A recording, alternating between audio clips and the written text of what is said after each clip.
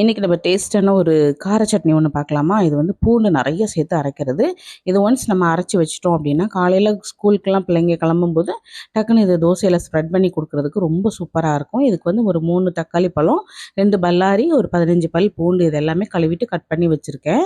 இப்போ ஒரு கடாயில ஒரு 3 ஸ்பூன் அளவுக்கு நல்லெண்ணெய் சேர்த்துருக்கேன். 2 ஸ்பூன் உளுந்தம்பருப்பு, 1 ஸ்பூன் கடலைப்பருப்பு, 15 வத்தல் சேர்த்துருக்கேன். இது வந்து கொஞ்சம் காரம், புளிப்பெல்லாம் தூக்கலா இருந்தா தான் நல்லாயிருக்கும். அதனால அதையும் சேர்த்துட்டு நல்லா வறுத்து எடுத்து அது தனியாக வச்சதுக்கப்புறமா அதே எண்ணெயில் தக்காளி பழம், பல்லாரி, பூண்டு இதெல்லாம் சேர்த்துட்டு நல்லா கொழைய வதக்கிட்டு அதுக்கு தேவையான அளவுக்கு ஒரு பெரிய நெல்லிக்காய் அளவுக்கு புளி சேர்த்துக்கணும். கொஞ்சமாக உப்பும் சேர்த்துட்டு நல்லா இந்த மாதிரி குழஞ்சி வர வரைக்கும் வதக்கிட்டு அதை நல்லா ஆற வச்சுட்டு நம்ம வறுத்து வச்சுருந்ததையும் உள்ளே சேர்த்துட்டு நல்லா மிக்சர் ஜாரில் தண்ணி எதுவுமே சேர்க்காம அதை நல்லா அரைச்சி வச்சுக்கணும் இந்த மாதிரி.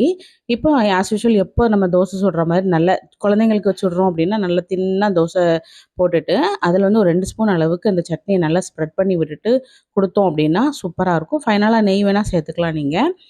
தோசையோட ஸ்ப்ரெட் பண்ணி சாப்பிட பிடிக்காதவங்களுக்கு இந்த மாதிரி வெங்காயம் தக்காளி எல்லாம் ஊத்தப்பம் மாதிரி போட்டுட்டு அதோட சைடிஷாக வச்சு சாப்பிடலாம்.